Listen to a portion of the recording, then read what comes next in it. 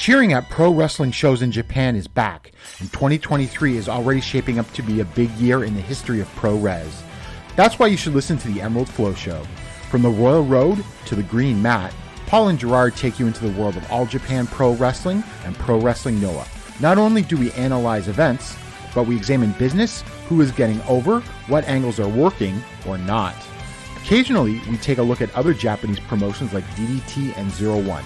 So if you're looking for more coverage of the world of Japanese wrestling, check out the Emerald FlowShow on the Voices of Wrestling Podcast Network, available on all of your favorite podcast apps. Hola, my name is Ricardo. I am the host of the Lucha Jovers podcast here in the Voices of Wrestling Podcast Network. We are a Spanish-speaking show dedicated to discussing and analyzing pro wrestling from all across the world. From AEW to CMLL, we talk about American wrestling, Japanese wrestling, and of course, Lucha Libre. If something big happened in the pro wrestling world, we will talk about it. So if you know Spanish or have a friend that knows Spanish or want to practice your Lucha Libre pronunciations, go listen to the Lucha Jovers podcast right here in the Voices of Wrestling Podcast Network. Nos vemos por ahí. This podcast is a member of the Voices of Wrestling Podcasting Network. Visit voicesofwrestling.com to hear the rest of our great podcasts, as well as show reviews, columns, opinions, and updates across the world of wrestling. Here we go!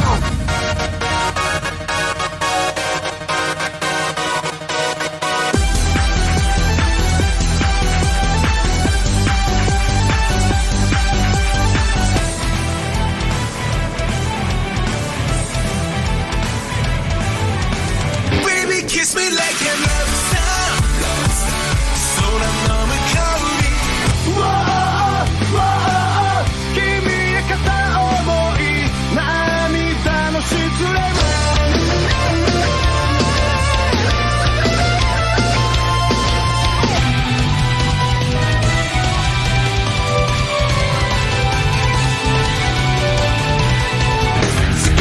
Give me fire, give me double shadows.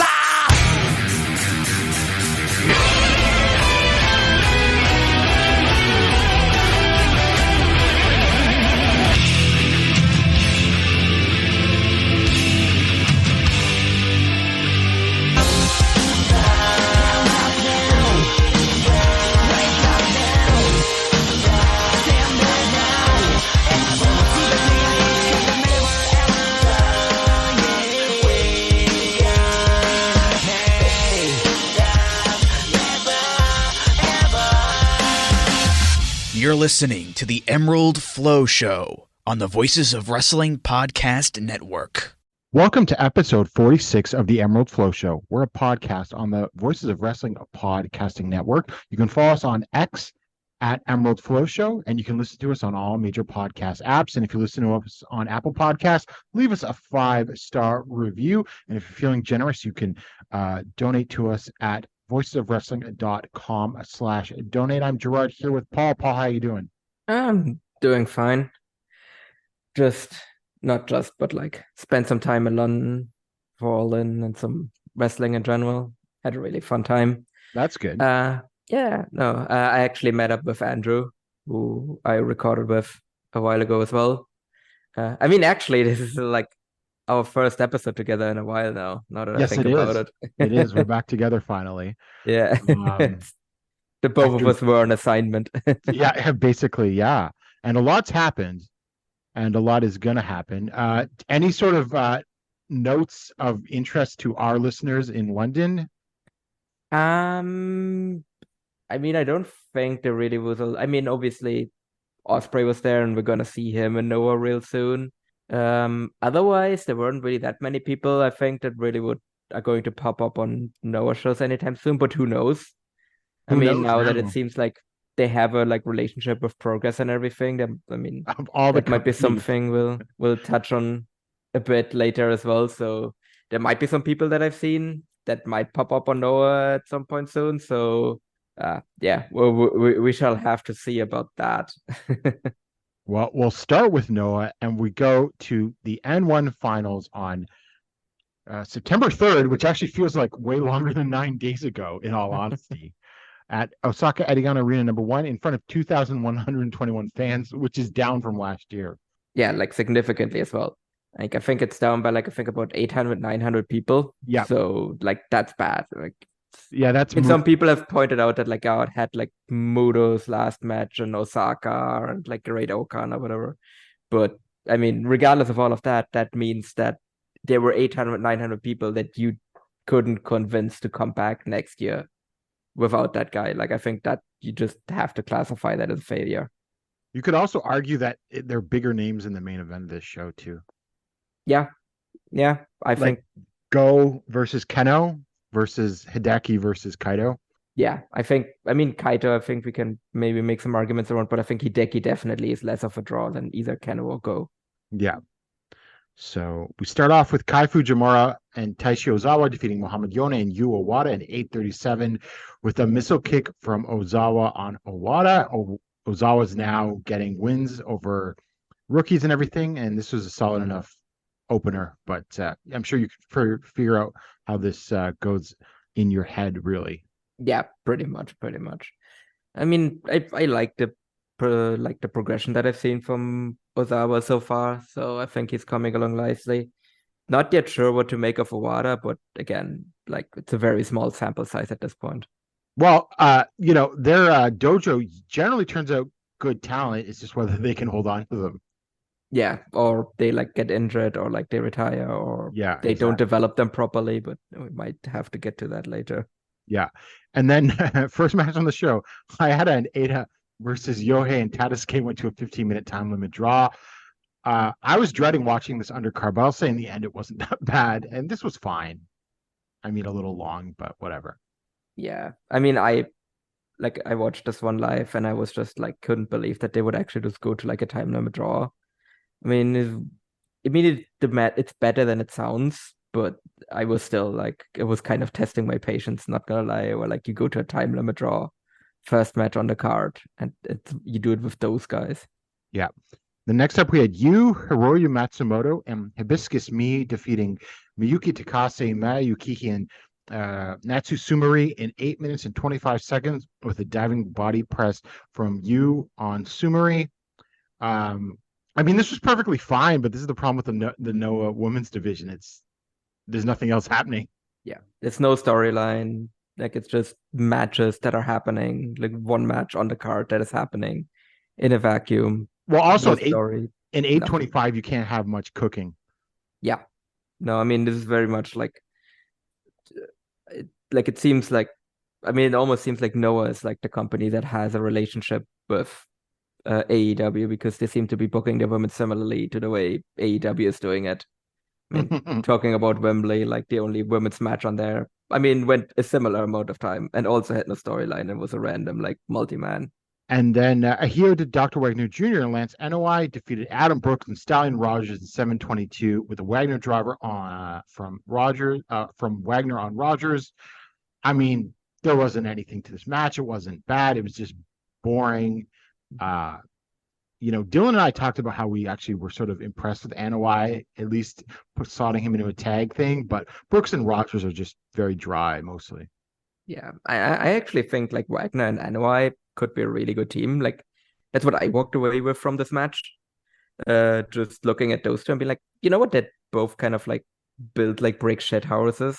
So I think actually like they actually make like a really cool, interesting team. And obviously the important thing here is what happened after the match.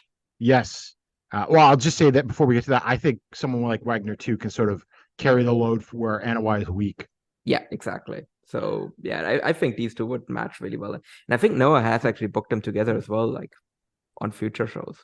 So after the match, then we was revealed that Psycho Clown is the mysterious person sending letters to Wagner and not someone worse. Yeah, I mean, I think that whole thing actually started in between, like the last time you and Dylan recorded and everything. Yeah. So just quickly to recap, it's basically there was someone who like sent a letter to like someone on the Noah roster. Like I don't think they even made it clear to whom, although I think a lot of people immediately suspected that it was like sent to like Wagner basically.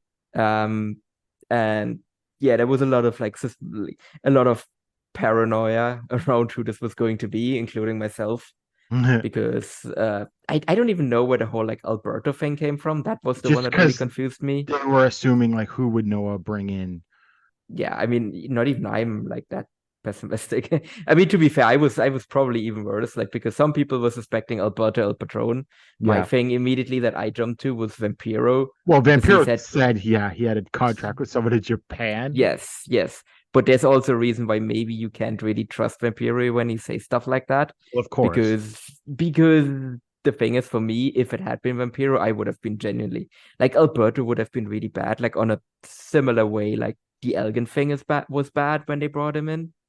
But bringing in Vampiri would have been like actually like just vile, basically. Like that man has dementia. Can't have him taking bumps. No. Like, and that's the other reason why it's like, you know what, maybe let's take it with a bit of a grain of salt when he says he has a contract in Japan. Because he literally has Alzheimer's. Like that man, like again, he should be literally anywhere except the ring at this point. So I was very happy when I saw Psycho come out. And also I really like Psycho Clown as well. So this was really like a double whopper. But the one thing is I'm sad that I actually already blew the load on like calling an episode the Global Honored Clown. Because we could have done that now. So yes, of course. Need to think of something else. My only critique of this, as fun as their match is probably going to be, is that like it just distracts from the rest of the national title division. Yeah. But and also because like Sawyer would have been like a perfect guy. Like he's it could still be. Maybe they want to save it for a bigger thing. I don't know. Yeah. I mean, we shall see. I mean the weird thing is like that this like there is a lot of history there. Like I don't think how much like a lot of like Noah fans are even aware of that. And I mean, Psycho did mention that in the promo that he cut on Wagner. But again, it's in Spanish. Like, I mean, I assume maybe Noah did some translations there. But like the story here is basically that Psycho is the guy that took like Dr. Wagner Jr. So he who the Dr. Wagner Jr.'s dad, he took his mask. And now he came to Noah to take his title. Like, it's a pretty straightforward story, but like really effective, I want to say. It's just, I hope that that's actually coming across to people. And then next up, we had Manabu Soya, Suji Kondo, and Seki Yoshioka defeating Katsuhiko Nakajima, Hajime Ohara, and Junta Miyawaki in 9 minutes and 6 seconds with a crash driver from Yoshioka on Miyawaki. Well, I mean, this was a nice little match for 9 minutes, but once again, Miyawaki falling to Yoshioka, who's often a lost post, is, I would say, nothing's happening for Junta for a while. No, but I mean, it does make some sense because Yoshioka would then later challenge for the junior title as well. True. So, like, it's not that it didn't go over, but yes, it's definitely very clear that Junta is still the last post. I mean, it seemed like they were trying to develop something there with him and Amaxa, but obviously Amaxa is like out for a long time now. Yeah. So who knows if that whole thing just got dropped or like what they're gonna do with him now. I mean, it's even weirder because he looks like Kaito Jr. now. Like, it's what a look. Something you should definitely be emulating right now. Yeah, no, like it. I mean, to be fair, it makes a little bit of sense because Kaito was the guy that he had his match with before he went on excursion. Yeah. So like there is a connection there, but it's still like this whole Junta thing is just like I said, just ever since they pretended he went back to Mexico, it's just been very weird.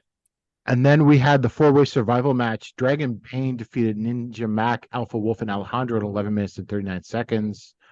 So like Alejandro defeated Wolf with a jackknife hold in 7:59. Mac pinned Alejandro with a ninja bomb in 10:45. Bane defeated Mac with a shooting star press in 11:39. I mean, what did you expect? It was a bunch of high flying and not much else. If you enjoy Spot Fest, this was perfectly fine. I mean, good even. But you know, I thought it was actually probably placed in the right place on the card. In all honesty, too. Yeah, no, I also don't really have a lot more comments on that. Like, I think I agree. The card placement was pretty good. Just a bunch of high flying stuff, really fun, and yeah, really just kind of there to build up like Dragon Bait and Alpha Wolf a bit more for like their junior tag title challenge and everything. And then next up, we had Jake Lee, Jack Morris, and Anthony Green of the good-looking guys defeating Saxon, Huxley, Timothy Thatcher, and Hideki Suzuki in 11:56 with a cradle from Green on Huxley. And this is going to set up a tag title challenge down the line. I mean, And I think when we all saw this match on the card, I feel like we all knew that that's where this was going, right? yeah. Yeah, and the match was perfectly fine for what it was and everything like that. It's just setting something up. And then for the GHC Junior Heavyweight Tag Team title, Chris Ridgway and Daga defeated Atsushi Katoge and Hiroki in 11:56 when Daga used the Diablo Wings on Hiroki for their first successful defense. I thought this wasn't bad, and they got in and out in less than 12 minutes. And I mean, it was kind of obvious that a team like Katoge and Hiroki is just like a filler. It's a first defense, but also a filler one, really, for what's coming up next. Yeah, well, I mean, it's the first and last defense, unfortunately. Oh, okay? So basically, Bane and Alpha Wolf, Dragon Bane are going to challenge next, and you think they're going to win? Did you not hear the news? Oh, sorry. Yes, Chris Ridgway had to vacate the titles because of a family emergency or something. Yeah, he had to go back to the UK for like an emergency, so the titles are vacant. Yeah, and yeah, it's gonna be Ninja Mac and Alejandro. Oh wait, didn't Alejandro get injured? Yes. So wait, what's the match now? Okay, this is getting really confusing now. Oh, I don't know what the is it crap, because I have it listed here as still Ridgway and Daga. Let me see. I mean, regardless of who like the actual like challengers, like regardless of who like the team is, like it's very clear that like the brothers are winning this. Like I think yes. I It's probably would have the second said time that Ridgway's had to vacate those titles. Yeah, it's really bad streak of luck for him there. Yeah. But actually, like to be honest, I don't think it actually affects the result that much. I think actually the brothers probably were winning anyway. Oh, they still have it listed as Alejandro Ninja Mac. No, Alejandro was taken off shows because of a suspected concussion. So maybe, I don't know. They're hoping he's back by then. I mean, I think there's a chance there. But I feel like the brothers were winning anyway because I think what is being said is that they are in Japan for the rest of the year. So it would make sense to give him a run right now. That does make sense. But I'm like, they got to do something more with Mac because he's over. Yeah. And I'm not sure if they have him for, they're not going to have him forever and everything like that. So that's just my rationale. Yeah, I mean, he got that weird accidental title reign, and then I don't know that weirdly, like I don't know if they had any plans for him beyond that, but maybe that derailed them and they just never went back to it. It's very odd the spot that he's in now, like where he's just there and he hasn't really done anything for like a year now. But this will take the titles back probably in a high flying direction. Yeah. After I mean, obviously, like I loved Ogawa and Ridgway team and everything like that, but the titles weren't really high flying titles. No, I mean that's why I really like the Dead Ask and Yohei Rain because it just really like inserted all of that energy, and now if you put it on like Alpha Wolf and Dragon Bane, I think you can kind of get like that same energy. Yeah, for sure. And then next, the Yoshihiki Inamura send-off match. Michi Marufuji, Takashi Sugera, and Masa Kitamiya defeated Yoshiki Inamura, Yuki Yoshioka, and Yuma Anzai in 1846 when, you guessed it, Sugera pinned Inamura with an Olympic slam. I thought this was pretty good. It took a few minutes to warm up, but I thought once it got going, it was great. I thought the stuff between Sugera and Inamura was great, and I thought Anzai also looked great. Oh yeah, no, the match itself was really, really fun. But I don't know, like I still don't know how I feel about this whole Inamura excursion. To progress, especially, that's a rough choice. And I mean, they immediately booked him in a title match, right? He's facing RKJ for the Atlas title at some point. Yeah, like his first match, isn't it? No, because he already had his first match, which he lost. Oh, that's right. Yes, I didn't see that wrong. Yeah, so basically they book him in a title match, but it's not his first match. So obviously you're thinking, hey, so if he's in a title match, that would mean that he's obviously going to win his first match in the promotion, and because you want to make him a credible challenger. Well, nope. He goes in there with LJ Cleary and he loses. And then LJ Cleary gets a Noah contract. Well, LJ Cleary is about the last person I expected to ever talk about on this podcast. Okay, I don't know anything about him. Okay, I have very complicated feelings towards LJ Cleary. And a lot of that is completely unrelated to him and is kind of unfair towards him as well. Mm. A lot of that is kind of rooted in the whole Irish scene of the like late 2010s, basically, when I Right. was over there and went to all of the OTT shows. And he was like one of the like real like young up and comers. I really closely like tie him to that. And obviously that whole thing is tainted now because of, well, everyone being a nonce or like an abuser or just a really shitty person. And LJ isn't. So like, let me just be clear. Like, as far as I know, LJ has never been accused of anything. Like, I've only ever heard like good things about him as a person. It's just that when I see him, I am inevitably reminded of all of that. Right. So yeah, I he actually was on a show in Berlin here, like at the beginning of the year that I went to the light heavyweight cup, and I mean he did an admirable job there, but like it was a very weird situation for me seeing him in person and also being one of the few people there that actually knew who he was. Right. I mean, as far as he goes as a wrestler, I think he's a bad fit. I mean, a lot of people have surprised me coming into Noah and actually adapting really well. So maybe he will be able to. But just from what I remember seeing of him, I don't think he's a good stylistic fit with Noah. Mm. Like he was a member of this group called More Than Hype, Right. who are basically like this like up and coming like trio basically in OTT.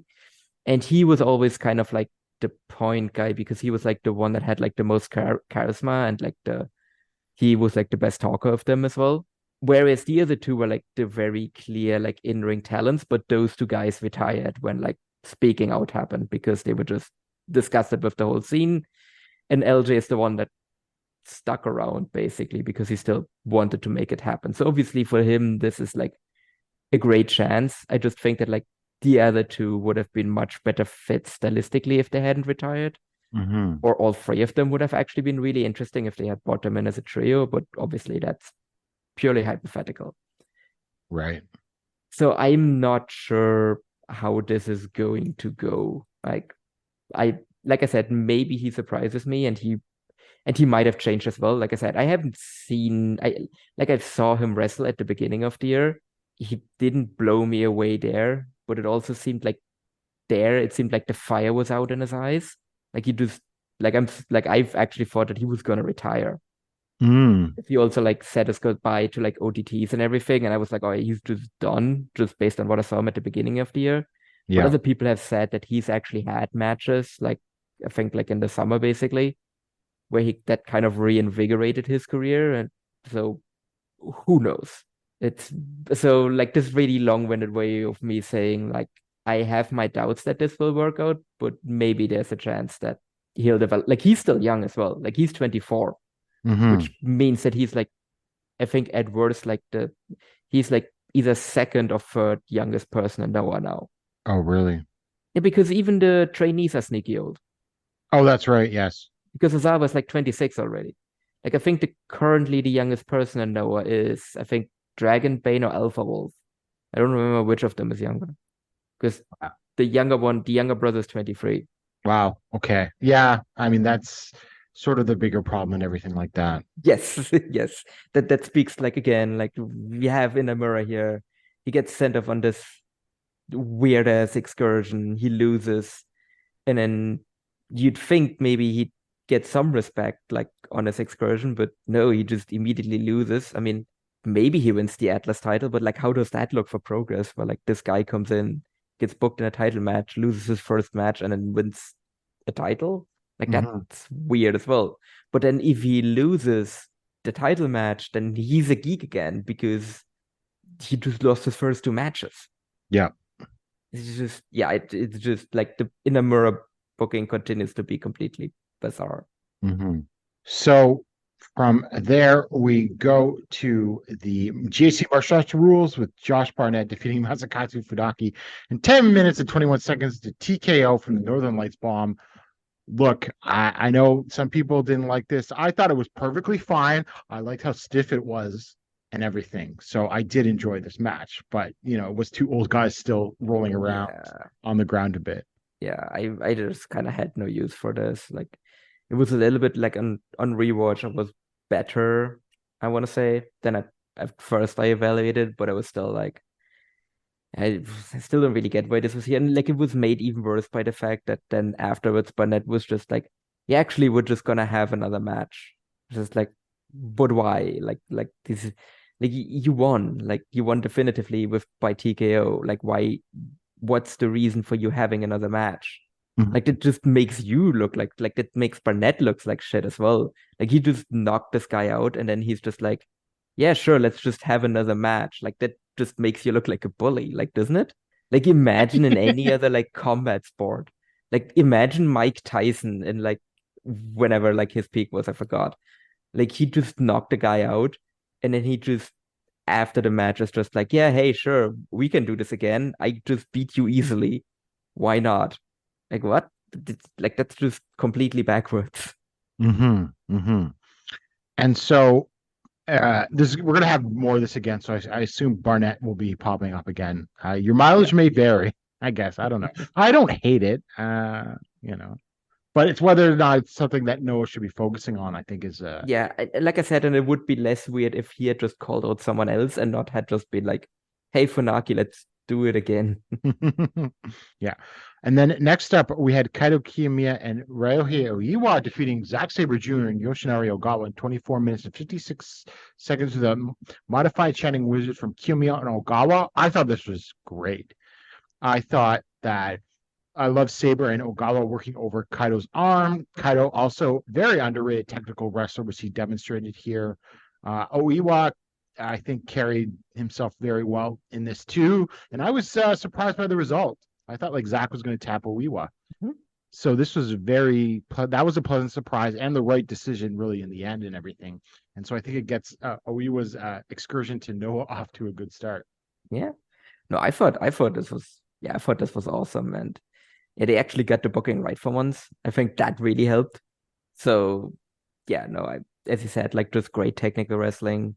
Kaito's really, really, really underrated on that. Like, I would actually like put him right there with Ogawa and Zack, actually, in terms of like technical wrestling skills. Like, doesn't show it off very often, but whenever he does, it looks awesome.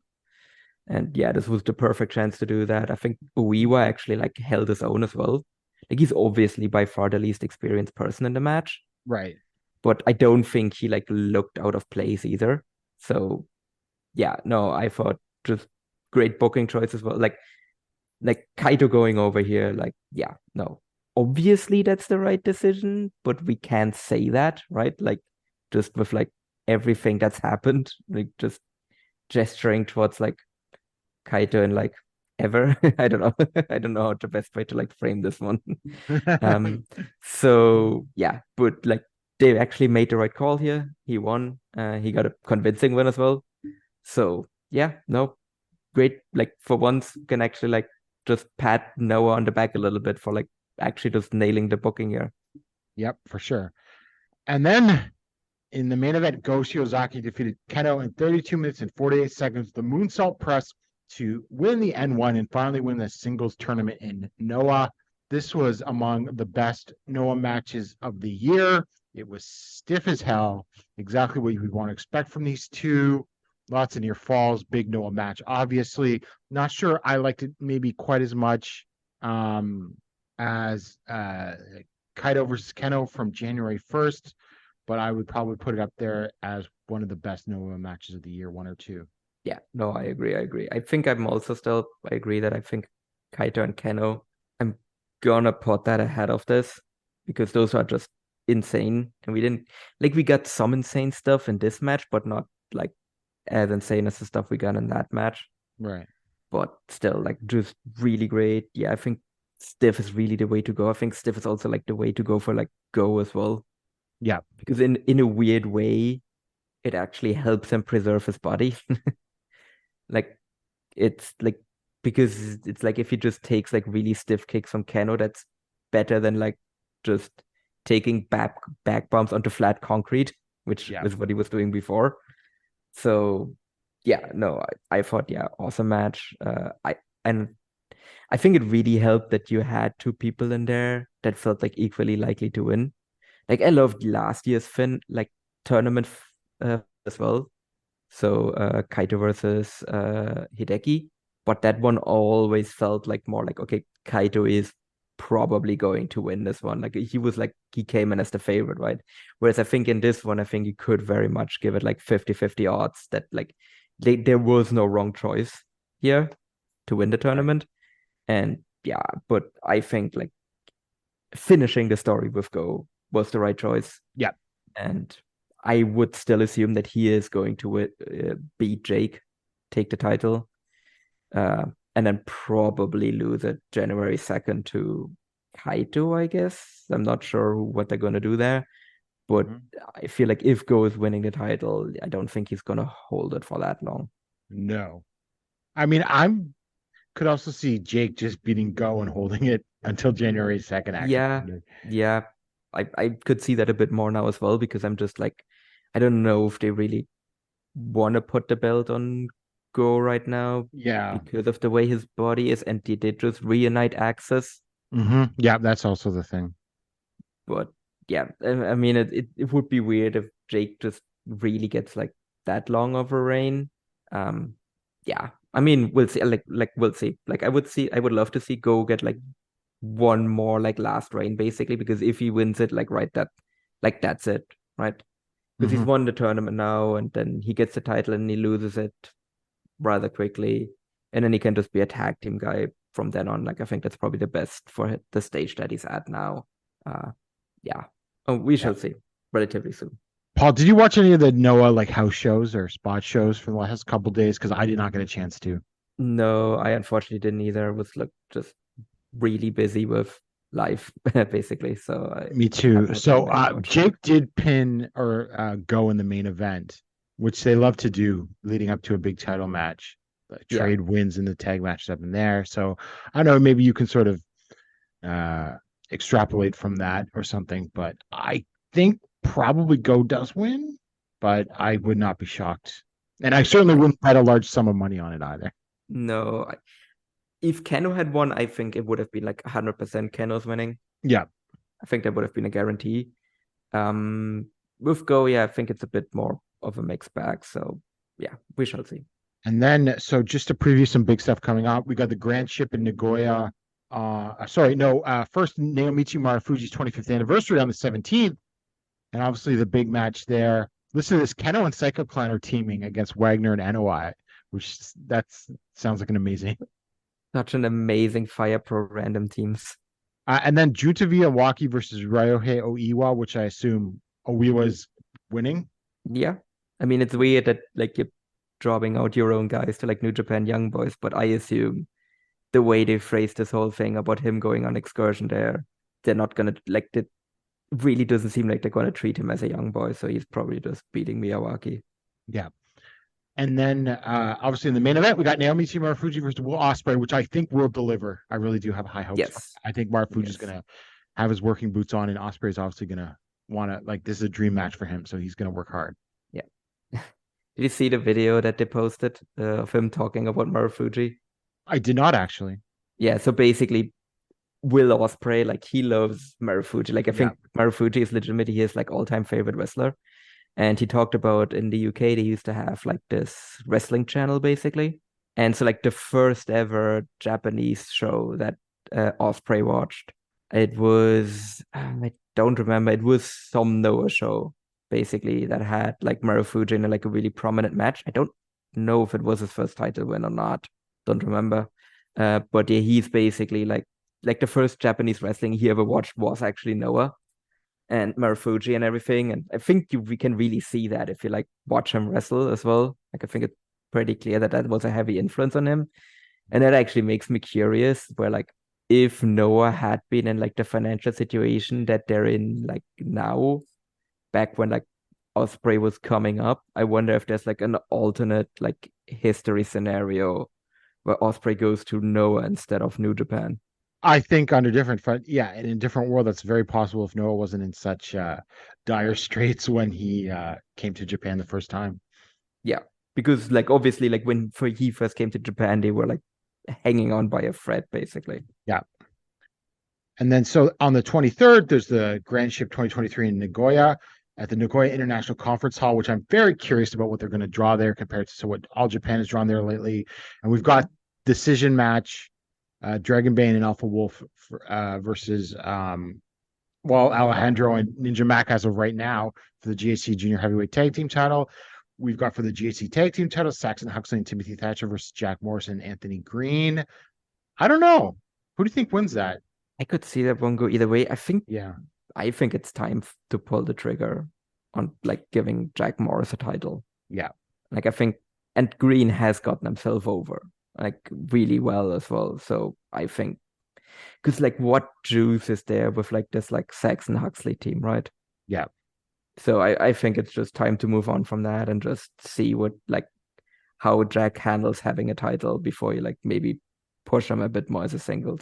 Yeah, and also the whole Real thing. Hideki is working more All Japan, and he's popped back up in Big Japan.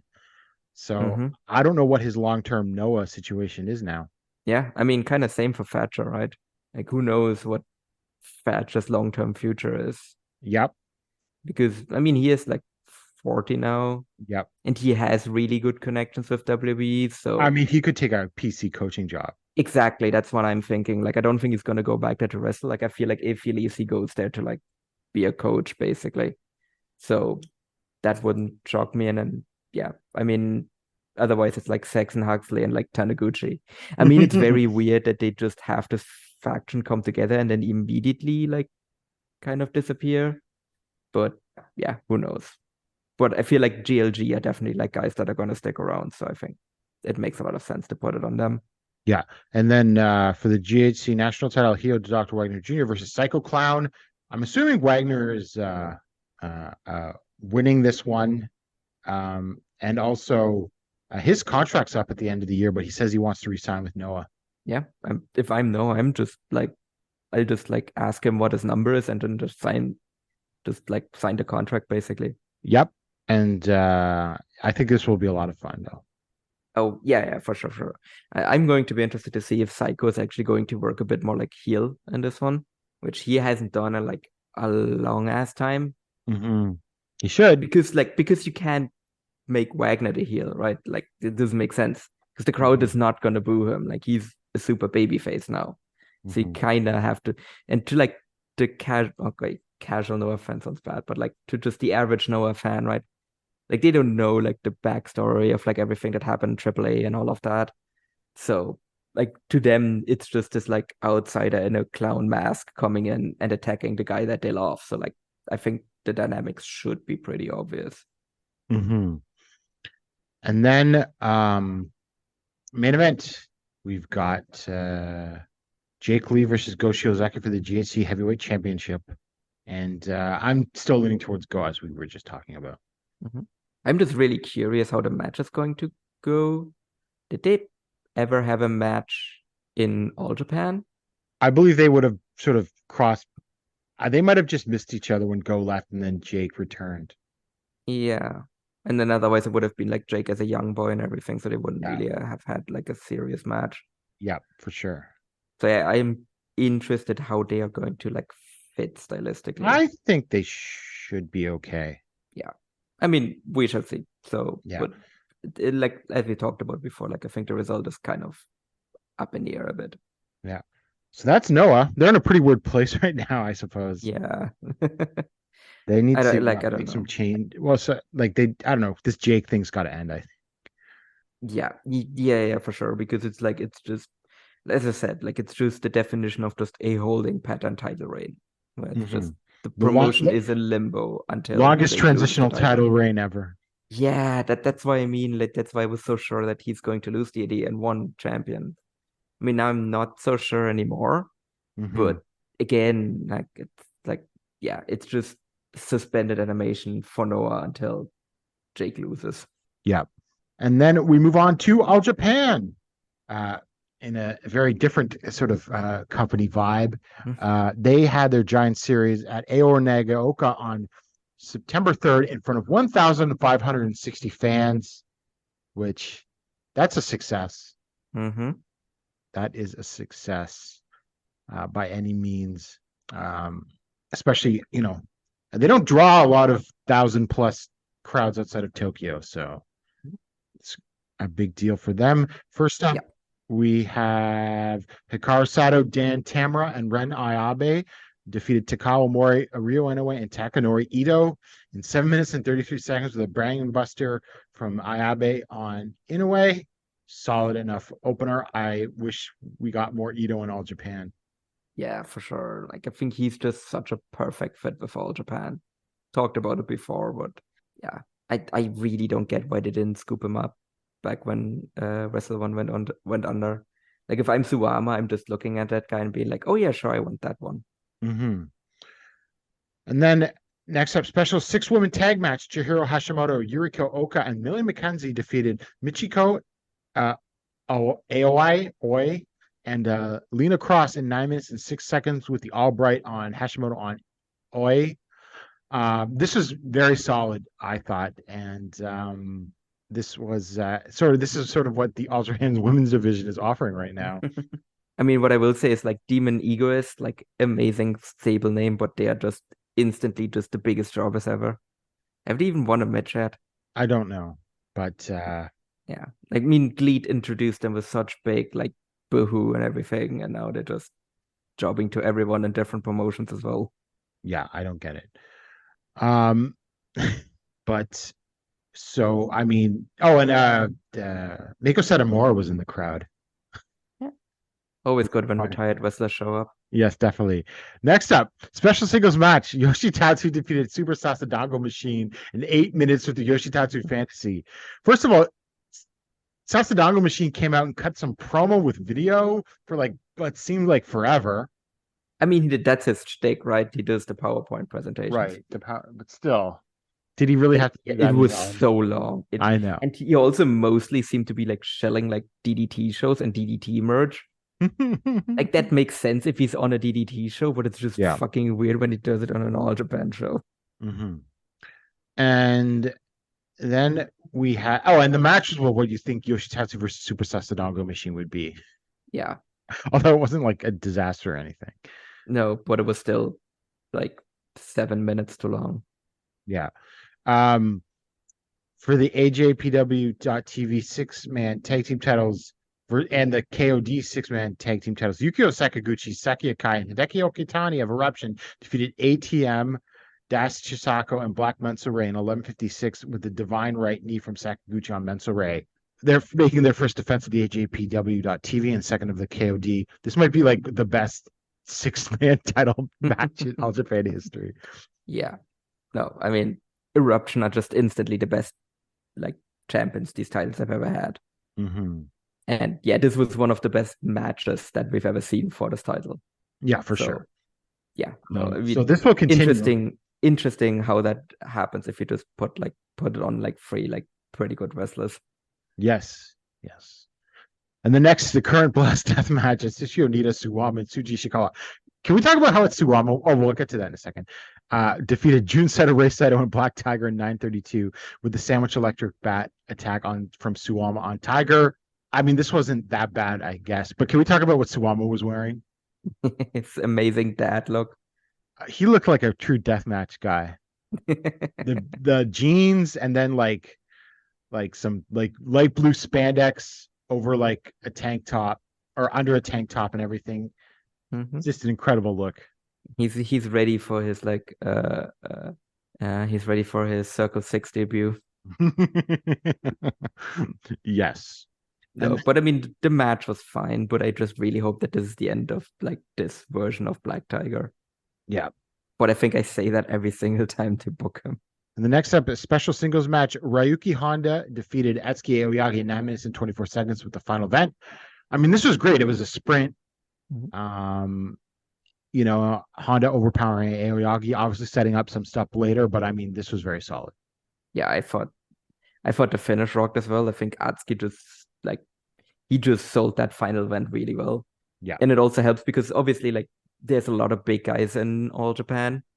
Mm-hmm. And it's generally really impressive when like Honda actually manages to like muscle them up for the final event. But it's also just amazing to see him just kind of like just choke him. Like he basically just chucked Atsuki up and just caught him and then just went for the final end, which looked awesome. Mm-hmm. So then, yeah, no, great. And also right decision as well, like to like give Hon another win. And then we had a special singles match. Kento Miyahara defeated Hokuto Omori in 12 minutes and 42 seconds with a shutdown German suplex. So Omori didn't come out, and then Kento was like, what is he doing? What's going on? And then Omori ambushed him. Again, a very solid match between these two, as you would expect. And then after the match, Omori like bowed to Kento, but then slugged him because the young guys are complaining that Kento is an egomaniac, and they're not wrong. I mean, they're right. Yeah. They're completely right. I mean, the whole point of this match was also just for Kento to get his win back. Mm-hmm. Because he lost to Omori in the 6-man tag when he got knocked out. So, but yeah, no, I thought this was a really solid match. And yeah, I mean, everyone that ever says that Kento Miyahara is an egomaniac is correct. I mean, that's literally his character. Like, that's why he is like every tag team partner that has ever turned on him has been in the right. Yeah. And he still manages to make that work as a babyface, which I think is the most impressive part of the whole act. Yep, definitely. And then in a special singles match, Hiromu Takahashi defeated Rising Hayato in 14 minutes and 40 seconds with a time bomb. I thought this was pretty good. Hiromu did not go all out, and I didn't think he was going to, but Hayato definitely was like, and he gave Hayato something too in this match, but Hiromu was not going to put his body on the line quite as usual or something like that. But I still think it was a very good match. Yeah, I'm just over the whole Hiromu experience just in general. Mm-hmm. So I think that kind of hurt my experience, enjoyment of the match, really. I think it was really solid, but to me, it just never really went into another gear. And I also don't really get this whole Hiromu goes to different promotions to beat the guys there. Yeah, because doing it with DDT. Yeah, he did it with Dragon Gate. Yeah. So yeah, he's gonna do it with Vegeta Junior Hayato as well. So yeah, I don't know. I mean, I guess I get that he kind of wants to challenge himself because the New Japan Junior division isn't exactly exciting at the moment. Mm-hmm. But I don't know. I don't think it's really helping the promotions that he's going to. No. Do you actually think Rising Hayato's status has improved from losing to he was in the semi-main, okay, but I still don't think it actually helped them. No, I don't think it helped him or anything like that. And then next up for the Triple Crown, we've got Yuma Aoyagi defeated Satoshi Kojima in 18 minutes and 12 seconds with The Fool for his third defense of the Triple Crown. I thought this was really good. I mean, they got down to business quickly. There was no filler. It was only 18 minutes. Got some near falls, big kickouts. I think this is everything you wanted it to be in this sort of match to put Yuma over strong. Yeah. No, exactly. And again, this was another one of those where, similarly to the Sawama match, there was this feeling of dread a bit in the match as well, where it's oh, are they actually going to take it off of him? And no. But I feel now I feel a lot more confident, basically. Well, yeah, because I mean, Yuma lost the couple days before. No, that made a lot more likely it was going to win. But I feel now I feel a lot more confident that they actually genuinely believe in him. Yes, because they fed Suwama to him, they fed Kojima to him and everything, right? Now this is a real reign. Now this is an actual establish another top guy proper reign and everything. Yep. So as it should be. Definitely. And it's been drawing well. So yep. So that was that match, a show, and then we move on to the 8th at Yoyogi National Stadium, Gymnasium number 2. And I was a little concerned how they would draw here. They ended up doing 1,675 fans, which given the card, I actually think was really good. Even though obviously it looked weird in the building. Yeah, everyone was spread out though. Yeah. No. And I mean, this is the first time that they've done back to back, over 1,500 people. There might have been some Korakuen New Year's shows that did that, but I don't know. I tried to look at I looked at some of those, and some of those got close. Yeah, but I couldn't really find any that did back to back 1.5K plus. So I think we probably have to go back a really long time to find that. So I think this just massive success. I want to say for All Japan here, just doing that. And as we were saying, just the vibes around this promotion are just really positive right now. Absolutely. So we start off with, I mean, we're probably over a decade since they did 1,500 plus two shows in a row. Mm. Oh yeah, I Yeah. feel like sometime pre Wrestle One split, but then Yeah. that would have to be two pretty loaded shows as well, I want to say. Yeah. And then first up, so Yoshitatsu defeated Black Menswear in 428 with the Yoshitatsu Fantasy. I mean, it was what it was. It's perfectly okay, actually, I thought. And I thought it was sort of interesting. I'll say this. I thought the finish was fine because it was sort of a different, he did like an inverted flatliner into the fantasy in a little different way than usual, which is about as spicy as you're going to get from Yoshitatsu these days. Yeah. I mean, if he had actually lost to Black Manta right here, then I would have been 100% convinced that he's going to leave. But I still feel like he is still going to leave at the end of the year. Okay, so before we get to the second match, we actually had a technical difficulty. Like my power went out, and we couldn't finish recording at the time, so we're back here 2 days later to do the rest of the show. I sound slightly different now as well because I have a different microphone and everything because I'm not in the same place I was 2 days ago. Yeah, exactly. So we go to that, and it was the still unnamed team with Naruki Doi, Naoki Tanizaki, and Hokuto Omori defeating Kotaro Suzuki, Keiichi Sato, and Mazada in 410 when Omori used the worst of the worst on Sato. This was pretty short, and it was just, I guess, to sort of keep Omori strong, I felt. Yeah, and I mean, even more so, it was also like involved with the whole like DDT Iron Metal weight belt. I always keep forgetting the name of that one. Like the DDT 24/7 title. Because like then they kept turning on each other after the match as well. Oh wait, was this a show with the title change? I can't remember. Was was it the next one? Okay, maybe I'm mixing them up now. Okay. Yeah, but yeah, basically, I mean, yeah, I think I'm mixing up the shows. Yeah, you're right. Sorry. Yeah, it wasn't. Was it? No, we're on the Yo-Yogi show. Yeah, no, we're on the second show. Yeah. So yeah, no, it was on the Yo-Yogi show. Yeah. I couldn't remember. Yeah. So yeah, no, so like that's basically like after the match, like I think Tanizaki turned on Doi first and tried to roll him up for the belt, and then Omori tried multiple times, and I think Tanizaki actually briefly won it, and then Doi won it back, and they like ran backstage for the belt. That part I didn't like because that just reminded me too much of like WWE like 24/7 geek stuff, basically. Right. Well, and here's the thing: Omori's tried multiple times to win that thing, and he hasn't. Yeah, that's the other part. It's like, why is he the one that fails when he's the heavyweight and everything?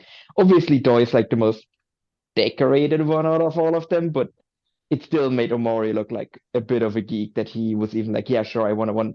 Like he challenged for the Triple Crown not that long ago. Like the belt should be beneath him. Yeah. And then next up, we had Masanobu Fuji's return match from a detached retina, which is kind of wild at his age. Masanobu Fuji, Kazuhashi, Ryuji Hidekata defeated Osamu Nishimura, Mitsuya Nagai, and Masao Inoue in 9:47 with an inside cradle from Fuji on Inoue. Well, first of all, it's funny to see Hidekata with no mask, just like playing like, oh, nothing's happening and everything like that. I mean, it was what you expected, but I mean, I love Fuji. He's actually one of my all-time favorites. I think he's one of the most underrated wrestlers of all time. So, Absolutely. I mean, I cannot not, enjoy something like this on a certain level. And I mean, it's also just wild to think about that this man was like a grumpy veteran 30 years ago. Yeah, he was in comedy matches 30 years ago and then had his brief Yeah, resurgence after the split. yeah. Like it's weird. But I think it's not gonna be the same promotion once he's actually like gone, which at this point is like him literally being like physically unable to walk or he's dead. I think that's literally the only things that will stop him from like not at least popping like once or twice a year. I think he might be waiting for that 50th anniversary, which will be next year. Oh, I think he's gonna retire there. Or shortly after, but he's going to hit that first before he talks about it. Yeah. But yeah, like I said, like he's literally like part of the inventory. Like how many years after the promotion even started did he start? Like 2 years or something, right? Yeah, 74, I think. Yeah.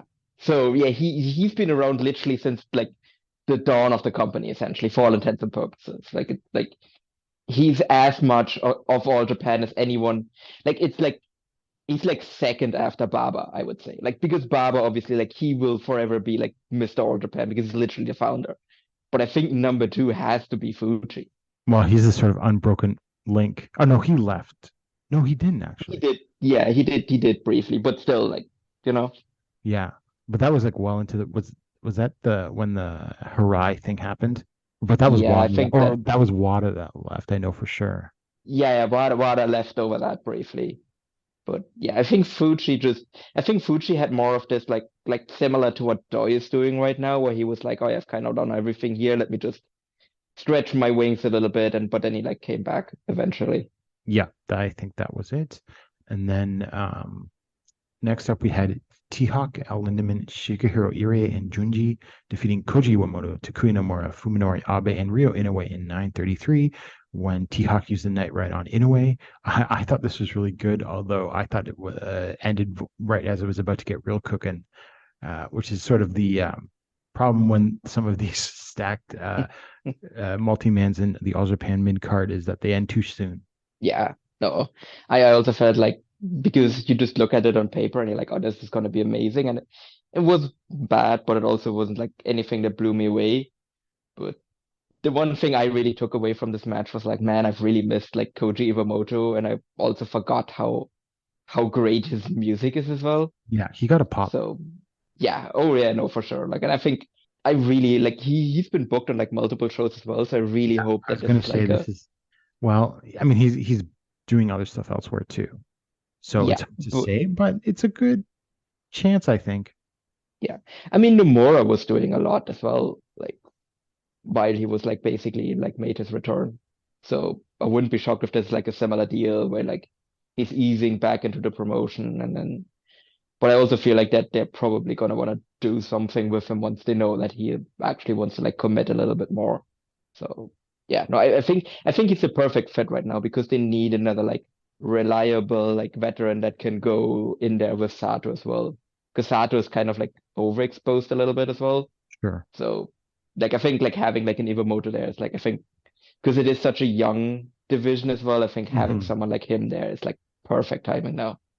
I agree. Yeah, I think it'll really add the depth that it needs because it's like what it's really only like four guys, really, but Yeah. with some rotating cast of outsiders type thing. Well, I mean, it's basically it's all of it's like the young guys, right? It's Dan, Hayato, Atsuki, and Inoue, and then Sato, and that's it pretty much. Yeah, that's about it. Because I can't even count Kodama anymore because he's rarely ever around.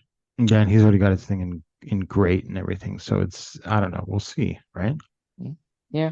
So next up, we've got that Evolution versus DDT. Junaki Yamashita, Shinjiro Takagi, Yusuke Okada defeated Suwama, Hikaru Sato, and Dan Tamura in 6:57 via referee stop from a front netlock on Tamura. I don't know what to say other than this like we were complaining that things were too short, but this was like I thought they did a lot in like 7 minutes, and it was just heated and they brawled everywhere. And then like the final couple minutes with Akiyama and Tamura were awesome.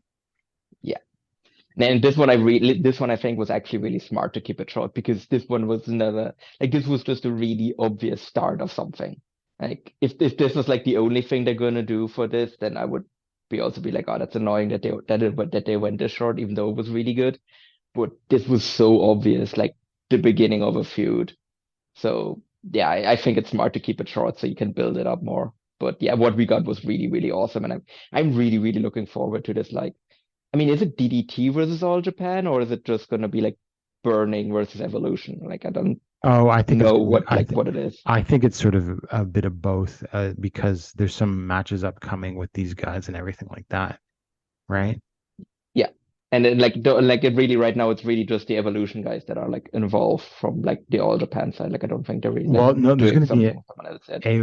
there's going to be an Aoyagi and Hayato versus Mao and Rukia match. Oh yeah, right. Yeah. But we'll see if that like actually feeds into this feud as well, or if they're keeping it separate, or if that's just, DDT and All Japan working together. But Hmm. I mean, regardless of what it is, like even if it's just Burning versus Evolution, like just based on what we got here, I think it's gonna be awesome. If you told me a month ago about this, I'd be a little skeptical given what DDT is, Mm. but yeah, it's been going pretty well so far. I mean, we did get Super Sasadango Machine versus Yoshitatsu, Well, so yes, but I everything. mean, we've already bottomed out in a way, so I think it can't get much. Well, oh wait, no, well, no, I'm not going to say that because Pheromones is right Well, there. I don't think they do that, but you never know. Or at least not on an All Japan show, maybe on a DDT show. I Suwama has Suwama has a wacky streak, so I wouldn't rule that Well, out. Sato too. Yeah, well, Sato would just join Pheromones. Yep.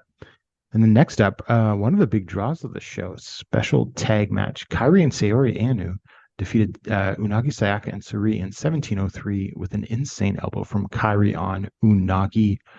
This was pretty awesome, actually. I thought the second best match of the show. I mean, it was great. It's what I expected. And I thought Unagi was the weakest worker of the four, carried herself. And I actually liked the sort of hateful chemistry between Kairi and Unagi. Yeah, no, that's rocked. And yeah, I mean, it's a shame that Kyrie is like heading back into retirement voluntarily. Mhm. But Well, not her yeah. fault. Hmm? Address your complaints to Takaki Kidani. Oh, yeah, true. Yeah, he like I don't know. If Noah was serious about the women's division, like they have the money, so That's true. well, But, whatever. I think at this point it's too late anyway. Um, yeah, but no, this was awesome, and I think the point we can really say is like that out of all of the promotions that are doing this like weird that are doing this whole like experiment about like men's like getting women involved and like traditionally like men's promotions. I think All Japan is doing like by far the best job. oh, no Like, question. I said that on the last episode with Dylan. And yeah. I mean, No, and I fully agree. well, there's a couple of things. Is Suwama's interest in it is one thing, right? Because he actually wants to do this, unlike certain other company. You mean, let me guess, does that company start with an N and end in OA? It's the king of sports, not the queen of sports. Yeah, no, I think for New Japan, I think the issue is really that's like so obviously mandated by like the Bushiroad office and no one there actually wants to do it. And Noah is just literally doing it because New Japan is doing it, whereas All Japan, Suwama would probably do this if the other two weren't doing it anyway. Yes, because he was talking about it, but I think slightly before the pandemic started even. Yeah. But then the pandemic happened and that got kicked and down then the road. and the fact that the other two are doing it just gives him cover to kind of go all in on it, basically. Yeah, it justifies it in some ways. Well, also I was going to say, well, they got their own talent, which is different too. Yeah, and they do they have actual storylines and everything, like him and Unagi, like Suwama and Unagi feuding and all of that, and like the sexual tension is palpable. Yeah, that's for sure. No, but also like the way they just set up this whole tag match and everything is like that's like so like just for this match, like there was so much more setup than any women's match Noah has ever gotten. Yeah. Oh, for sure. There's never setup. Yeah. Oh, and the other thing, well, and another thing I should note, though she didn't get the pin, a member of Evolution actually got a victory. Oh yeah, that's true. Is that the first ever? No, they've had like tag matches against each other, right? Well, I don't even think so. No? Okay, so that was the first ever Evolution. Yeah, because it was on the Oz Academy show, it was Hiroya Matsumoto and Zones defeated Akino and Kohaku. But it was, Matsumoto who got the pin. But still, that's promising, right? Because I thought they'd have to stop constantly jobbing at some point. Yeah. Right. No, I mean, it's a good first step. Yeah, it is a good first step. And then, so yeah, that's like, I think, and they're going to keep pushing this, although Unagi got injured. So yeah, we'll see when shoulder she's injury. back. So when she's back, but I mean, but the thing is, it doesn't derail everything, even though she's sort of the focal point. I mean, there's still other people. Like you still have like Ozaki and like the Evolution Girls and all of those. So like there's still stuff you can do until she comes back. Yeah. And then the Ryuki Honda Gungnir of Anarchy graduation match, Yuma Aoyagi, Atsuki Aoyagi, Rising Hayato defeated Ryuki Honda, Yusuke Kodama, and Masao Hanabata in 906 with a Rockstar Buster from Yuma on Hanabata. I mean, again, a very solid, very good 6-man tag that went less than 10 minutes. I just think it was interesting that they decided to break them up because I don't think we're going to see much of Kodama and Hanabata after this. Yeah, which is a shame. But it is what it is. Like I said, Gunny of Anarchy is yet another one of those like all Japan like stables that kind of starts out really promising and then just fizzles like really quickly. Yep. Like Uh, that's just such a problem with them. Like it's like really like what is like the last stable that they've gotten over as like a permanent part or like at least like a long-term part of the promotion? Like is it Evolution? oh, for sure, yeah. Or next stream. Yeah, next stream was around for a while, even though for parts of it it was literally just Kento, and then people rejoined Kento and then turned on him because he's an asshole, and then rejoined him. But yeah, next stream at least was around for like a long while. Yeah, that's true. You, Ashino's been in the company 3 years, and I should note that he's in the dojo training, so he's got to be back by tag league, right? Yeah, I think he's back for tag league, and I still think he might be the one beating Yuma on December 31st in Yoyogi. It's very possible. Anyway, Ashino has been in 3 different groups in 3 years since he's been with the company. He was in Enfance, and then Runaway Suplex, and then GOA, and then all sort of ended unceremoniously. Well, no, the So turn that who are they ended going to Enfance put was him good. with when he returns? Well, that's a big question. I don't know. Omori, yeah. Who else could There's a really bad choice they could make here. what? And I hope they don't do that. But there is no leader of voodoo murderers at the moment. Oh no. Yeah, I would say you can't do that. He would be such a big baby face when he comes No, back from his injury. yeah. Like you can't turn him heel. That would be like I mean we haven't really gotten that many like dumb booking moves by All Japan this year, but this would be like by far the dumbest move they could make. I don't know. I could see them thinking we got to push Shino back up to the top. So how do we do? Yeah, but that's not No, I know. like I get why they would think that, but like I don't think that would like the crowd is not gonna want to boo him. Like that would just be stupid. Yeah, it would not be a good idea at all. So I don't really have a feel for how any of that's gonna go or anything like that. So it'll be interesting. But I mean, he could be back even in October. I don't know. I mean, if you're in the dojo, how much longer could it possibly be? Yeah, no, I mean if he is taking bumps and everything already, and I mean it is a broken arm, like that it pretty much just takes time. Like Right. that's really all it takes, and then like because I obviously that was like a while ago, but I broke my arm like back in high school, Mhm. and I'm pretty sure it was like back to normal like after a couple of months. So I think the timeline fits where like I think he's gonna be back like next month like I think he's definitely back in time for like tag league. Yeah, because it was a week or two ago. He said he was lifting weights, although not at his Yeah. previous max. Yeah, but I mean that I think that's not just because like he's like trying to like get like preserve his arm basically. I think that's also just because he wasn't able to work that out for Right, like right. months now. So like he probably just lost a lot of like muscle mass there. Um, and then next up for the G Infinity title, Jun Saito and Rei Saito defeated Shuji Ishikawa and Ren Ayabe in 13 minutes and 19 seconds with a psycho break from Jun on Ayabe in 13:19 for their 6th defense of the titles. This is going to be way longer than I thought. Are they getting close to like the record? Like I mean that's okay, there obviously haven't been that No, many G Infinity. Hayato and Shimatani had a lot. Yeah, because they held them forever. Actually, I'm going to look that up because they might be close. Anyway, okay, so look, you know what? I gave this match a nice little 3.5 stars. I thought I thought the Saitos looked good. I thought they worked hard. You can deduct some points for the interference, although it wasn't.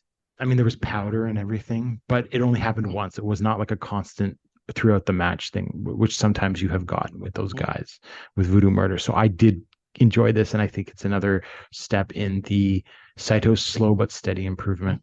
Yeah, I don't know, but I'm still kind of over this title reign as well, like because now we're also doing like the title defenses mainly in all Japan, which is weird. Like, why aren't they happening in Glade? Like, why are they happening here? I mean, Yeah, it's nice for all Japan, like it's good for all Japan, obviously, but like I don't understand it from like Glade's perspective. What do they get out of the Saitos defending their titles on all Japan shows? yep. So anyway, Tamura and Shimatani had 7 defenses. So they're really close. So one more and they equal the record, and then one more after that, and then the record holders for title defenses. Yeah, which I don't know. Maybe we'll talk about that more in a second because there's some other stuff coming up that involves them. And then in the main event, the Kento Miyahara 15th anniversary debut special singles match.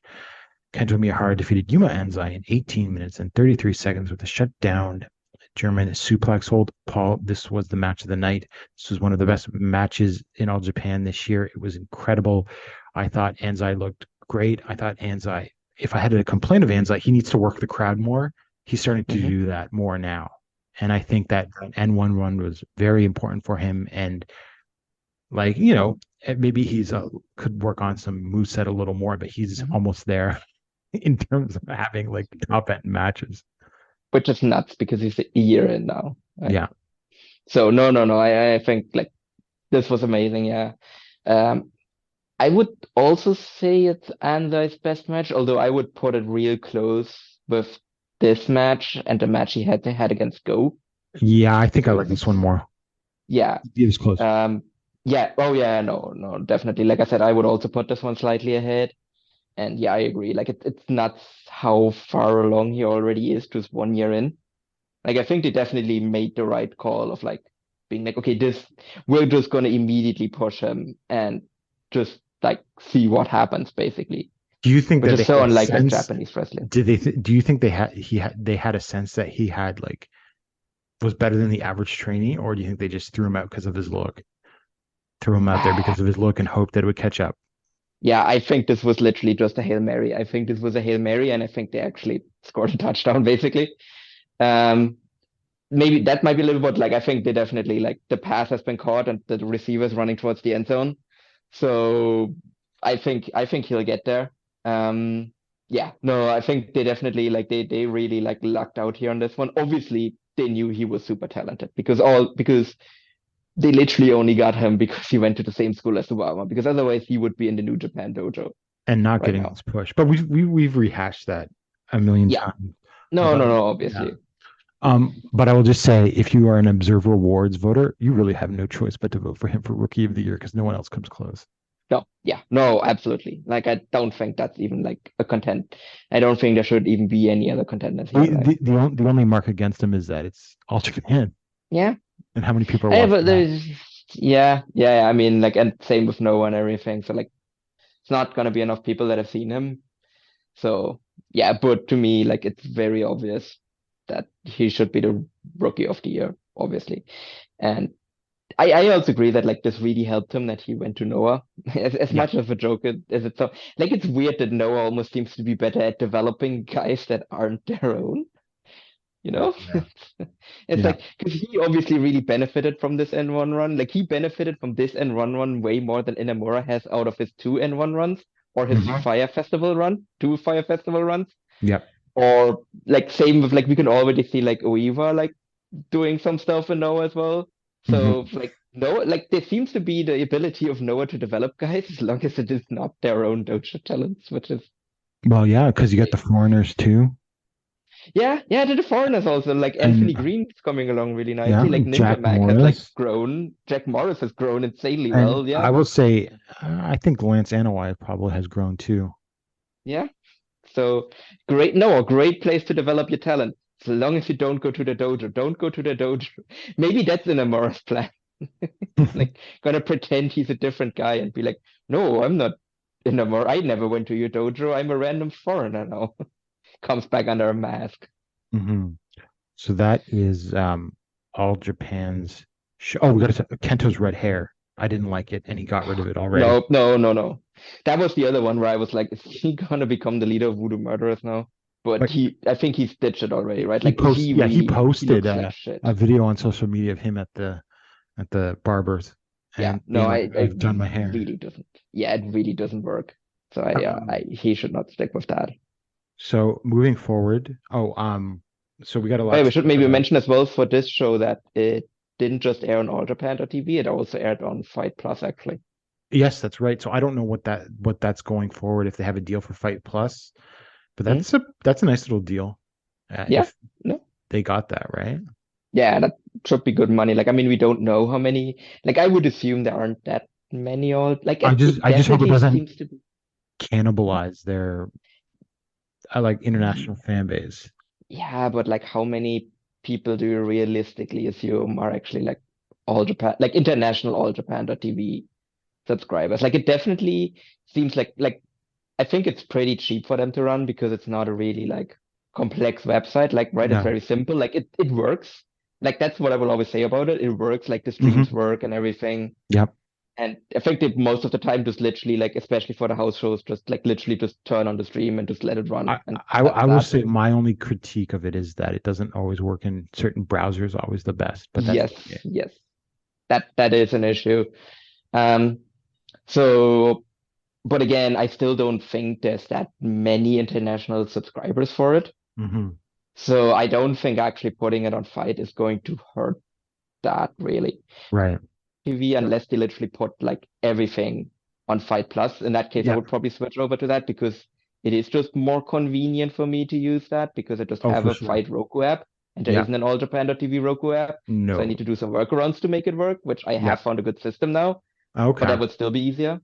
But So, well, like until they do that, I'm not going to switch. And I think if you're an international subscriber to that website, like you're probably like just a hardcore like us, and you're not going to want to switch unless they have everything. yeah. The thing is, I still often for the live shows just plug my HDMI cable into my laptop. Um, if I'm Then watching it, if I'm watching the show the next morning, I'll watch on my Xbox and then just refresh whenever my memory maxes out. well, okay, well, to be fair, what I generally actually like, I actually have like an app basically that I can cast. Like that I literally just like it's basically like a web video caster, and I just type in like the alljapan.tv website, and then Hmm. I can connect through the app to my Roku, and that's how I cast them onto the TV, Oh, and okay. that actually works pretty well. Okay. And so that's that show. We've got a lot to talk about because they got a lot coming up. Mhm. First of all, they announced 8 dates for the Real World Tag League, and it's now 10, including Back to the Vegetable Market. Yeah, nice. That No, was a I great love show. that venue. I heard they should run that venue all the time. That was a Also, great that show. crowd was wild last Yeah. time. Well, because it was before you could actually cheer as well. So Yeah. yeah, probably why. So 10 shows. I'm assuming 8 teams again Hmm. because they don't do like always. They'll have like 3 matches instead on some shows to give a I guy mean, give the what do we guys a think break. like the teams are? Um, well, depends who wins that upcoming tag title match Yeah. I mean, the site because is definitely like, well, the Saitos, Shuji and Ayabe, yeah, um, Kento and Honda and Anzai. Honda and Anzai, maybe Kento and Yuma. I think it depends if they're still champions.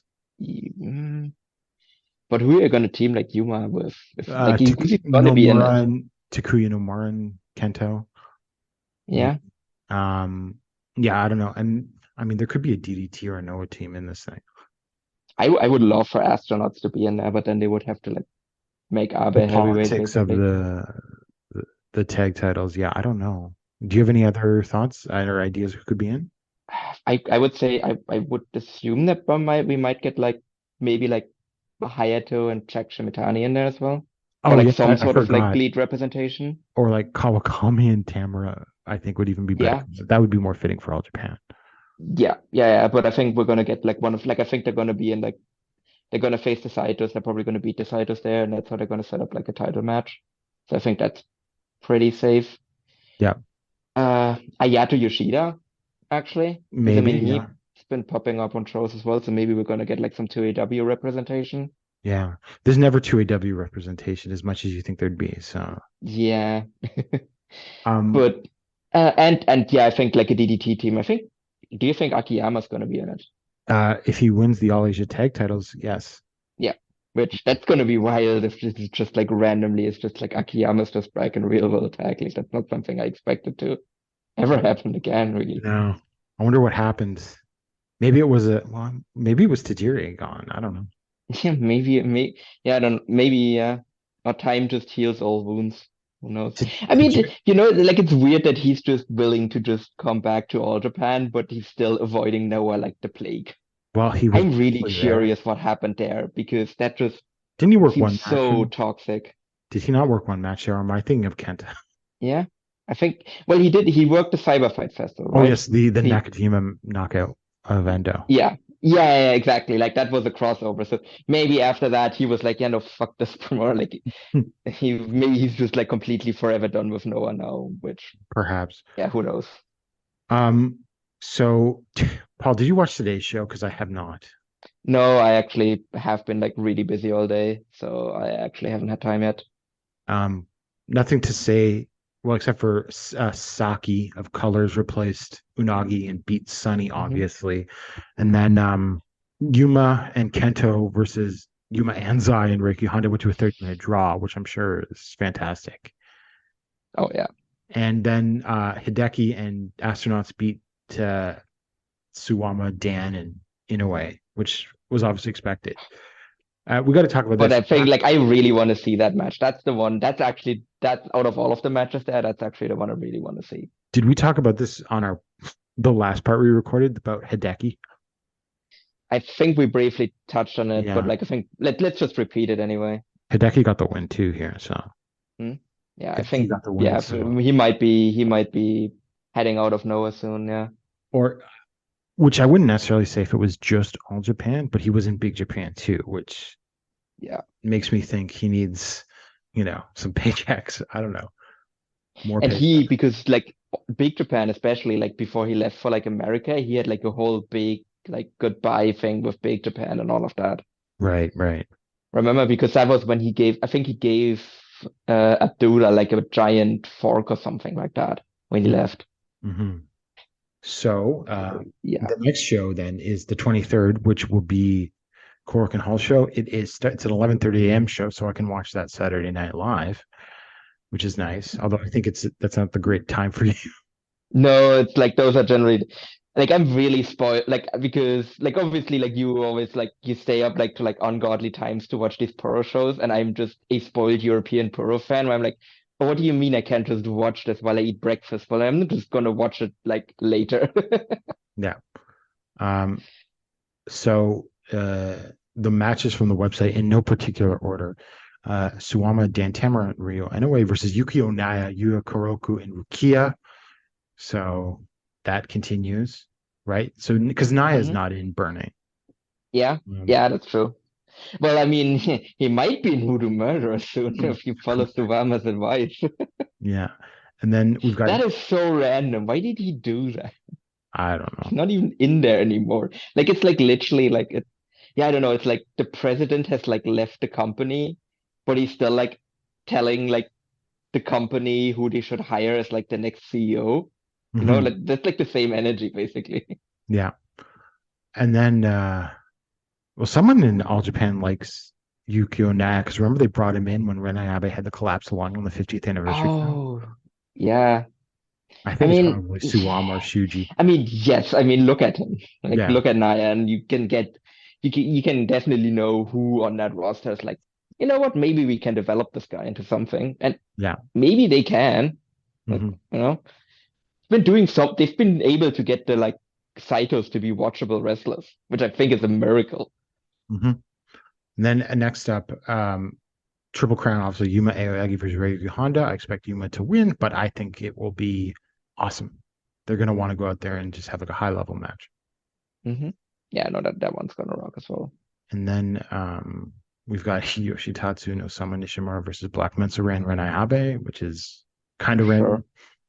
I mean, if he takes like a pin from like Renayabe here, that's again more future to Yoshitatsu's leaving Fire.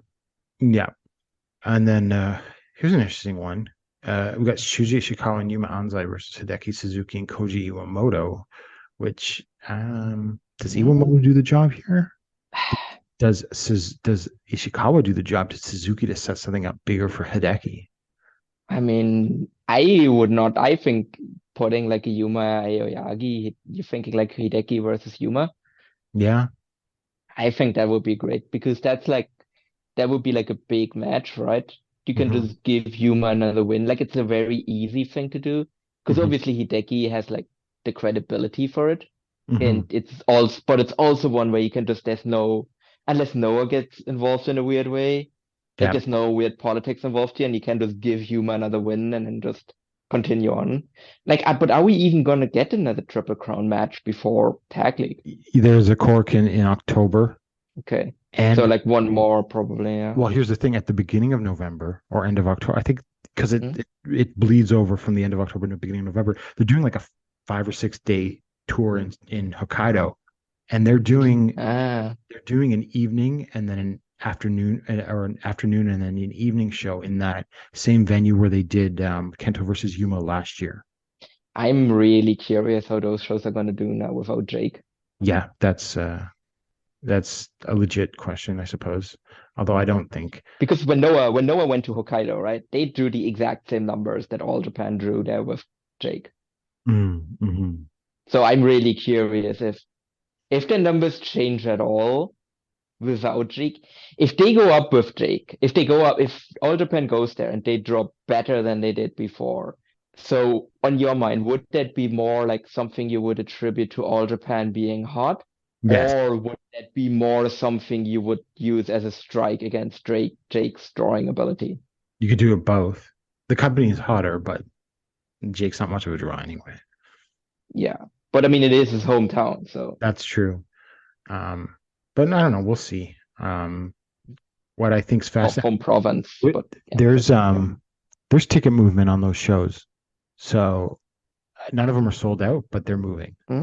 They're not gonna, they're gonna draw they're gonna draw decently, I expect, actually. Yeah. No, I mean, I think right now, they're clearly on a hot streak. So now I think that's pretty undeniable at this point. What I would expect though, if they're doing a Triple Crown match in Sapporo, it's gonna be, I don't know who's gonna be, but it's gonna be a top guy.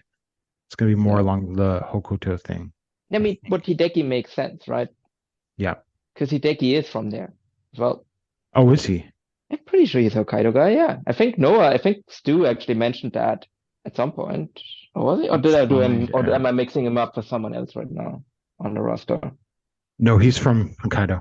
Okay, yeah. So, I mean, in that case, Hideki just makes perfect sense, right? You build him up right now, you do the title match in Hokkaido, and he loses. That's wrestling booking 101. But you burn it off in like a hotel that probably seats less than 1,000. Didn't they do like Jake versus Kento on one of those? They did Kento versus Yuma. Oh yeah, okay. So I see. So like if they do Kento versus Yuma, then that was still restrictions. But they drew 500 something, I think. Yeah. So, I mean, it was a sellout, but you could have aimed higher. I mean, now especially, but we'll see. Okay. So, and then we've got, Kento Etsuki Aoyagi and Rezen Hayato versus Minoru Suzuki, Naruki and Hokuto Omori. That should be pretty good. Mm-hmm. Will we ever get a name for the faction? I think at this point we won't. No. And then for the world, PWF World Junior Heavyweight Championship, it's El Lindemann versus Hikaru Sato, which I expect Sato to lose, actually. Yeah. I mean, I really, again, it's like the other one where I'm not sure where this reign is going. So, I mean, I guess Hayato would make a lot of sense, but he just had a title match, so it's not him, obviously. Could it be Iwamoto? I could actually easily see Iwamoto basically winning it, and then you have Atsuki or Hayato beat him. Then he feeds with Atsuki and Hayato. Yeah.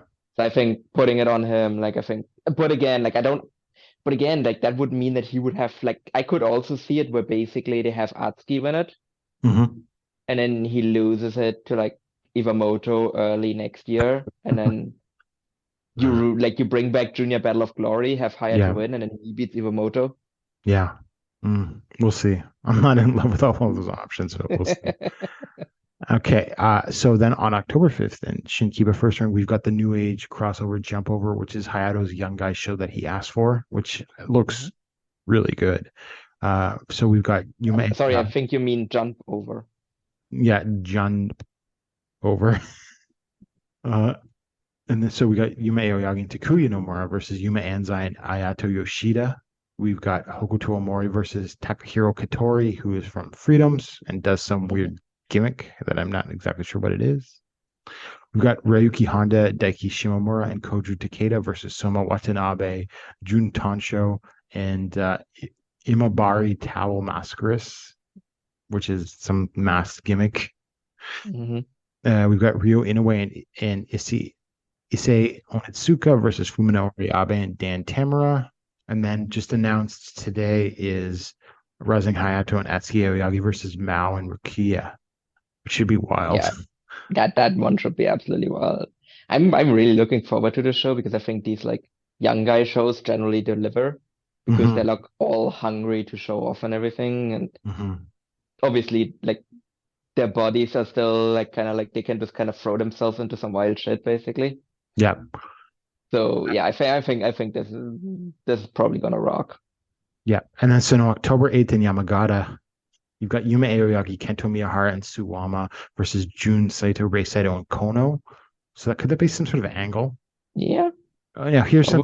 I mean, I don't like. I really don't know what the fuck the point of Voodoo Murderers is anymore. So like, I feel like they have to do some sort of angle soon to like justify them still like existing, basically.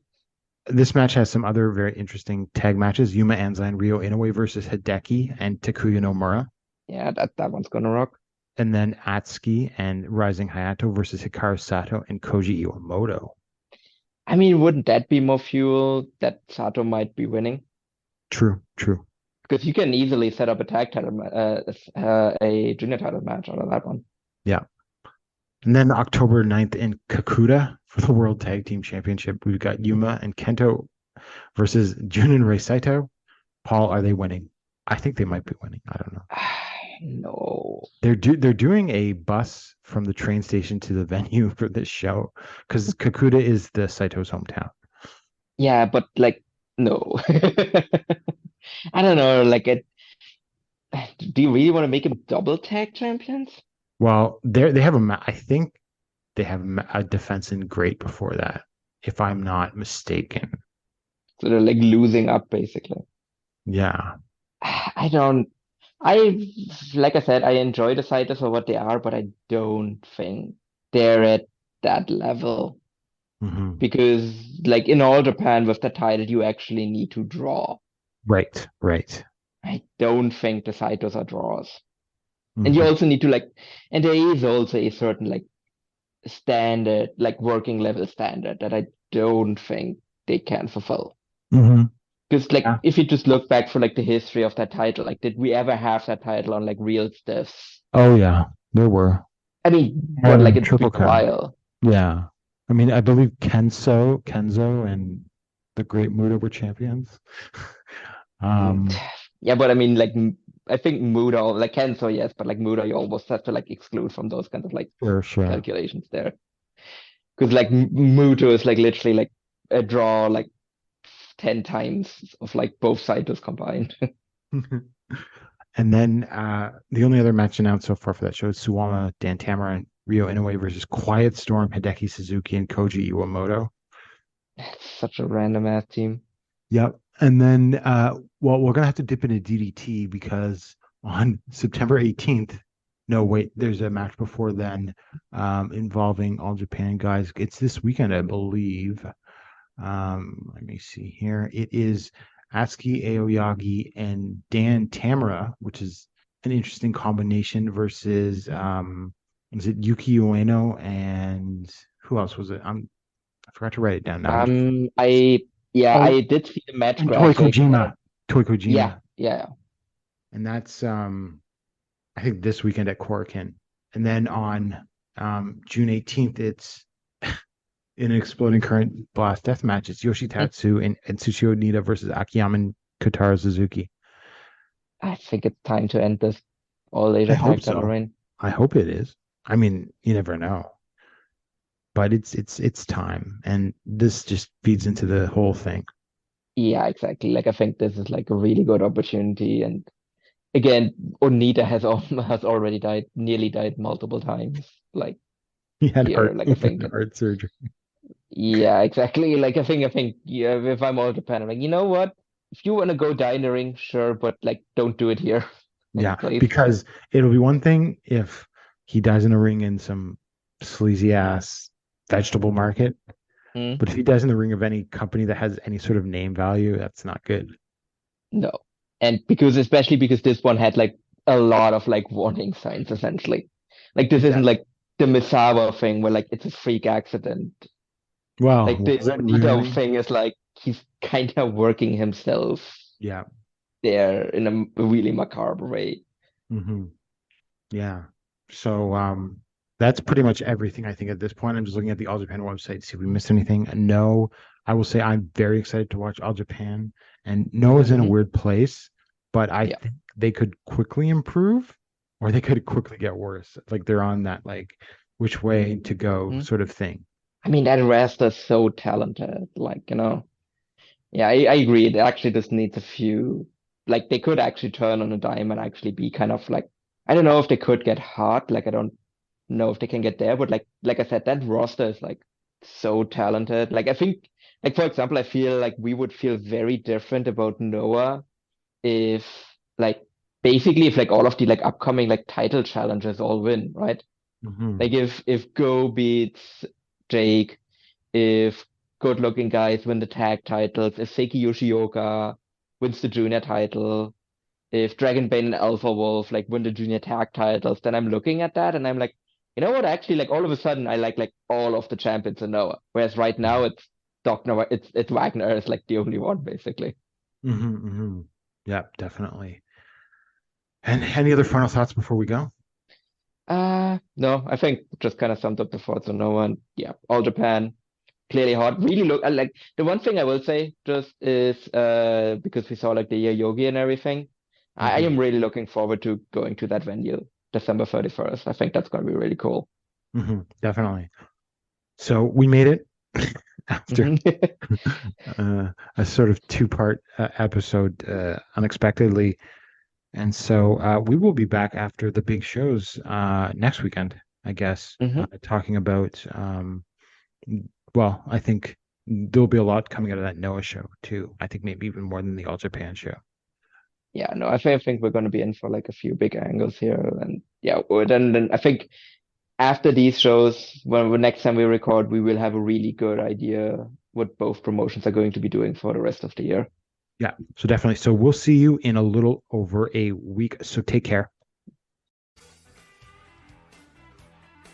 Hello, Voices of Wrestling listener. Dave Ryan here.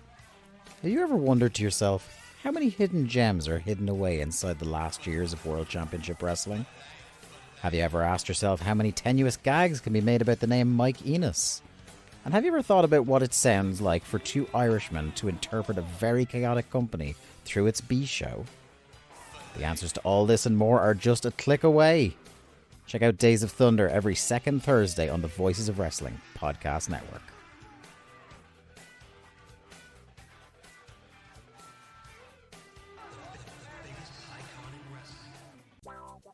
Do you like wrestling trivia? Then check out the 5-star match game, the Pro Wrestling Quiz Show. I'm Joe Gagney, and every episode, I grill 3 contestants with 5 rounds of power-packed wrestling trivia. We have over 30 evergreen episodes in the archives covering WWE, AEW, Japan, Mexico, and much, much, much, much more. Play along at home and check it out today.